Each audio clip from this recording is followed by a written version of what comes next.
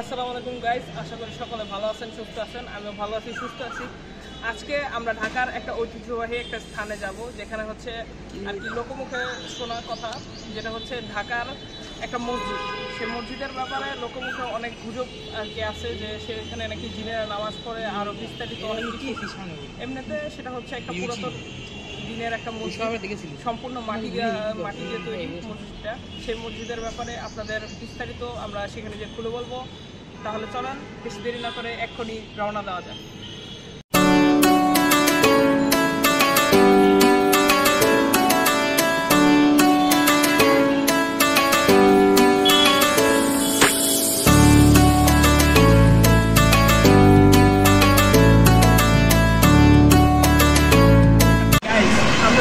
বর্তমানে যাচ্ছি সেই মসজিদটা, প্রাচীন মসজিদের দিকে। এখন রাস্তার মধ্যে আমার সাথে আমার আরো কিছু সহযোগী সঙ্গী নিচ্ছি, এই যে যেমন জামিল, তারপরে আমার ফ্রেন্ড জিসান এদিকে আছে, এই যে আমার ফ্রেন্ড জিসান, আর তার সাথে আমাদের ক্যামেরাম্যান রেদওয়ান আছে ব্যাকগ্রাউন্ডে। আপনাদের ছবি হয়তো অন্য কোনো দিন দেখাবো। আমরা এখন প্রায় অর্ধেকের বেশি পথ চলে আসছি, আর সামান্য কিছু সেই মসজিদটা অবস্থান করতে হবে। তাহলে চলেন দেরি না করে আমরা সেখানে যাই, যে আপনাদের ফুল তথ্য সহকারে সেই মসজিদের ব্যাপারে আমরা বিস্তারিত আলোচনা করব। চলেন।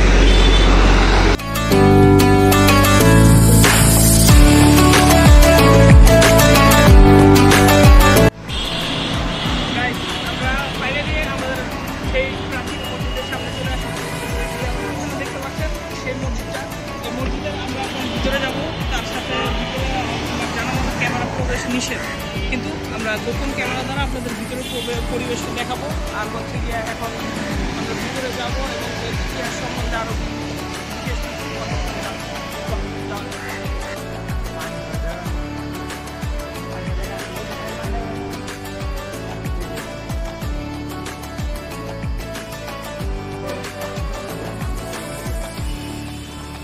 গাইস, আমরা ফাইনালি সেই মসজিদটা এখানে চলে আসছি।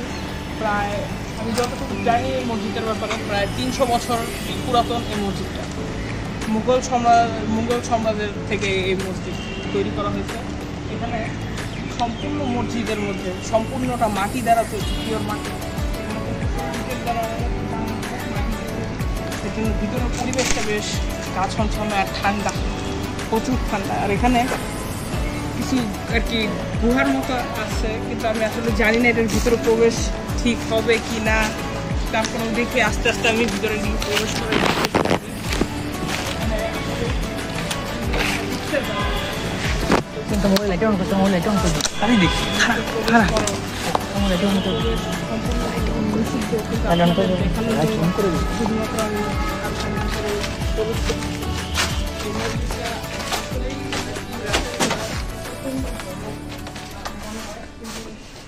মানুষ মনে করে এটা নাকি জিনের মসজিদ। এখানে 3 বছর পরে এখানে জিনেরা নাকি নামাজ পড়ে, এরকম বিভিন্ন কথা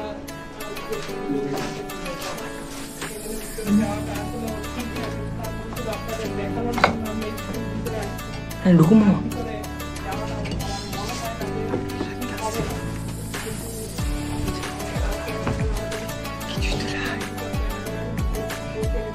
ভাই ভিতরে জায়গাটা সেই ঠান্ডা, কও না ভিতরে জায়গা সেই ঠান্ডা।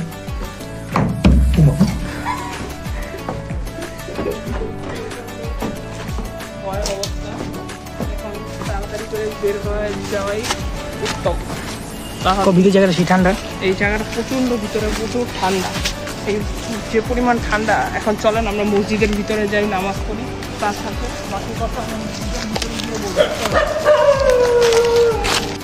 গাইস, আমরা এখন মসজিদের ভিতরে আছি। এটা হচ্ছে মসজিদের অজুখানা। তার সাথে আমাদের যে ক্যামেরাম্যান আপনাদের বাকি পুরো মসজিদটা আশেপাশে ঘুরে দেখাবে। এটা হচ্ছে সামনের ভিউ মসজিদের, এটা হচ্ছে সামনের একটা দিকটা। দেখা যাচ্ছে 3টা গেট আছে, গেটগুলো বেশ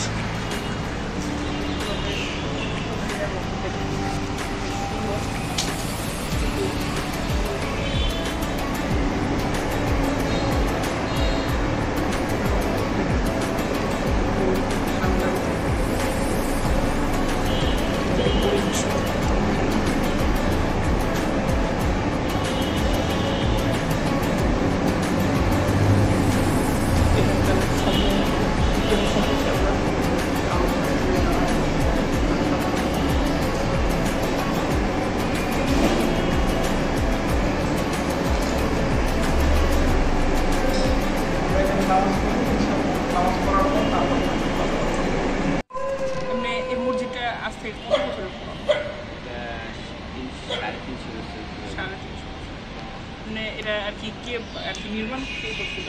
ইসাখা ছিল রাজা ছিল। এমনি আরেকটা লোকমুখে যে কথাটা শোনা যায় বেশি, যে এটাকে এই মসজিদটাকে মানুষ জিন মসজিদ কেন বলে? এটা হচ্ছে এই যে মানে স্তম্ভটা, এটা কোনো রড নেই এটার ভিতরে, মানে এই যে এইগুলো তৈরি করছে এর ভিতরে কোনো রড নেই, সম্পূর্ণ বালির সিমেন্টের উপরে দাঁড়ানো। এর জন্য মূলত মানুষ এখানে এটাকে জিনের মসজিদ বলে। ভিতরে কিন্তু তেমন কিছু নাই, পুরো খালি, কিন্তু ভিতরটা এত ঠান্ডা কেন? বাইরের তুলনায় ভিতরে প্রচুর ঠান্ডা। অন্যান্য মসজিদ কিন্তু এরকম ঠান্ডা থাকে না। জিনের মধ্যে গম্বুজ তো অনেক মোটা করে তৈরি করা হয়, যার কারণে দেয়ালটাও অনেক মজবুত, অনেক মানে প্রশস্ত, যার কারণে বাইরের আবহাওয়াটা কম পড়ছে। আর এমনিতে মনে হয় না এই এলাকার মধ্যে আশেপাশে তেমন মানুষ এই মসজিদটা সম্পর্কে জানে না, তেমন একটা জামাতের সম্বন্ধে তেমন মানুষ হয় না এখানে। হয় শুক্রবার হয়, দুপুরে রক্ত হয়, দুপুরে রক্ত যে বিভিন্ন গাড়ির ড্রাইভার হয়। ফজর হচ্ছে 2 ঘন্টা, ওই ফজর হচ্ছে থাকে 3 ঘন্টা।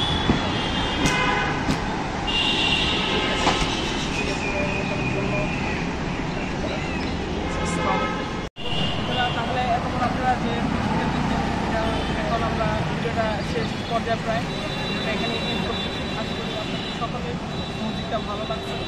আর এরকম আরও বিভিন্ন ঐতিহাসিক জায়গায় যদি আপনারা ভিডিও দেখতে চান তাহলে অবশ্যই আমাদের কমেন্টে জানান। আর অবশ্যই চ্যানেলটাকে সাবস্ক্রাইব করে নোটিফিকেশনটা অলে সেট করে দেন। তাহলে দেখা হবে নেক্সট ভিডিওতে।